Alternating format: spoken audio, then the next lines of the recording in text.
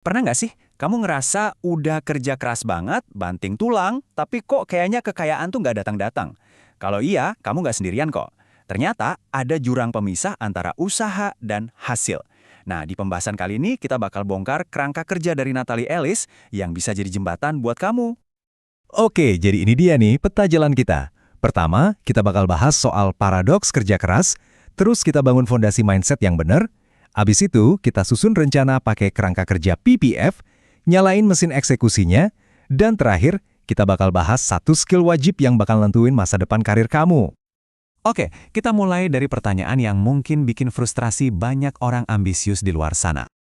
Kalau kamu ngerasa udah ngabisin banyak banget waktu, lembur terus, tapi hasilnya gitu-gitu aja, tenang, kamu nggak sendirian.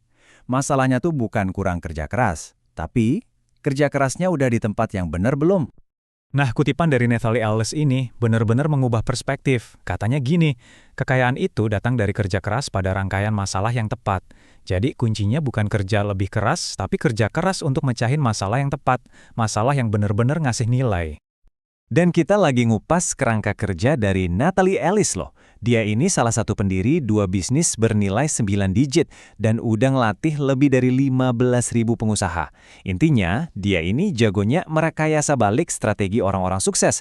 Dan sekarang kita akan bedah bareng-bareng. Oke, sebelum kita ngomongin strategi dan teknis, kita harus mulai dari dasarnya dulu, yaitu fondasinya, perubahan pola pikir yang penting banget. Coba deh lihat perbandingannya. Di satu sisi, ada orang yang prioritasnya disukai. Mereka cenderung ngalah, ngehindarin konflik, dan butuh pujian dari orang lain. Kedengarannya enak ya, tapi ini jalan buntu. Nah, di sisi lain, ada orang yang prioritasnya dihormati. Mereka bikin keputusan berdasarkan prinsip bukan perasaan dan dapat respek dari hasil kerja. Ini jalan yang lebih susah, tapi disinilah kesuksesan sejati dibangun. Jadi, ini adalah keputusan sadar yang harus kamu ambil. Kamu lebih milih dihormati atau disukai, karena pilihan ini bakal nentuin arah hidup kamu ke depannya. Nah, di mana cara bangun kepercayaan diri yang kuat? Bukan cuma dengan bilang aku bisa, tapi dengan mengumpulkan statistik. Maksudnya apa? Kumpulin bukti nyata, proyek apa yang berhasil, target mana yang kamu capai, klien mana yang puas. Catat semua itu. Itulah statistik kamu, bukti yang nggak bisa dibantah tentang kemampuanmu. Oke, ngomong-ngomong soal kerja keras, banyak yang merasa burnout atau kelelahan. Tapi benar nggak sih begitu? Menurut Natalie, kamu itu bukan lilin. Kamu nggak bisa habis terbakar. Kamu cuma merasa burnout kalau kamu nggak bisa lihat gimana semua pengorbanan ini bakal ngebawa kamu ke tujuan. Jadi burnout itu bukan tanda kamu kebanyakan kerja, tapi tanda kamu kerja tanpa arah yang jelas. Nah, biar nggak burnout, kita butuh tujuan yang jelas kan? Disinilah kerangka kerja PPF ini masuk. Ini adalah peta jalan yang jelas menuju masa depan kamu. Jadi, kerangka kerja PPF itu apa sih? Simpelnya, ini adalah cara menetapkan tujuan yang dibagi jadi 3 kategori, personal, profesional, dan finansial. Lupakan deh resolusi tahun baru yang gak jelas.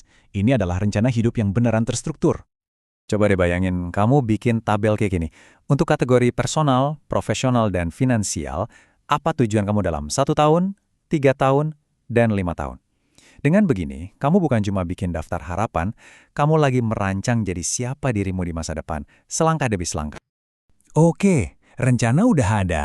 Sekarang gimana eksekusinya? Rencana tanpa tindakan kan cuma mimpi.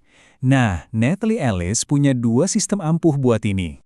Sistem pertama soal merekrut orang-orang yang terbaik. Ada 3 langkah. Pertama, wawancara budaya, buat ngecek nyambung nggak sama visi misi kita. Kedua, wawancara teknis, kasih mereka tugas nyata, bisa ngerjain nggak. Ketiga, wawancara nilai inti, minta contoh konkret gimana mereka nunjukin nilai-nilai perusahaan.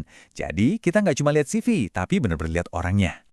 Sistem kedua adalah soal komunikasi efektif. Pakai kerangka VCE, V itu visi, mulai dengan kenapanya, C itu komitmen, apa komitmenmu, dan minta komitmen mereka.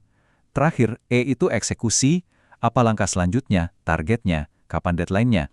Pakai ini buat semua obrolan penting, dari minta naik gaji sampai nge-launch proyek. Dan tahu nggak, kesalahan paling umum dalam komunikasi, kita sering banget langsung loncat ke eksekusi, tanpa ngejelasin visi dan minta komitmen dulu. Inilah penyebab nomor 1, kenapa banyak ide keren akhirnya gagal total. Oke, Bagian terakhir, tapi paling penting, mari kita bahas soal satu aset, satu keterampilan yang paling berharga di dunia yang berubah super cepat ini. Di zaman AI kayak sekarang, banyak skill teknis bisa jadi usang dalam sekejap. Tapi ada satu skill yang nggak akan bisa digantiin AI, malah bisa makin kuat gara-gara AI. Apa itu? Jawabannya, kemampuan untuk terus belajar dan beradaptasi. Kemampuan buat ngaku kalau kita nggak tahu sesuatu dan punya mental baja buat belajar hal-hal baru. Sukses jangka panjang itu bukan soal apa yang kamu tahu sekarang, tapi seberapa cepat kamu bisa belajar hal baru nanti. Kata Natalie, sebenarnya nggak ada tuh yang namanya penghalang. Kamu bisa belajar apa aja yang kamu mau. Mitos soal bakat alami atau jenius itu nggak benar. Orang sukses itu bukan jenius, mereka cuma orang yang nggak pernah berhenti nyerang keterbatasan mereka sendiri. Jadi gimana caranya? Gampang, pakai AI sebagai guru pribadimu. Minta AI bikinin silabus buat belajar skill baru yang kamu butuhin buat capai tujuanmu. Kuncinya di sini, jangan jadikan teknologi sebagai tongkat, tapi jadikan sebagai roket pendorong buat belajar. Nah, sebagai penutup, coba renungkan pertanyaan ini. Apa satu hal yang selama ini kamu terima begitu saja sebagai kelemahanmu atau sesuatu yang kamu nggak jago, padahal itu yang menghalangi kamu mencapai tujuan? Karena menurut kerangka kerja ini, itu bukan lagi alasan. Itu adalah kesempatanmu selanjutnya untuk bertumbuh.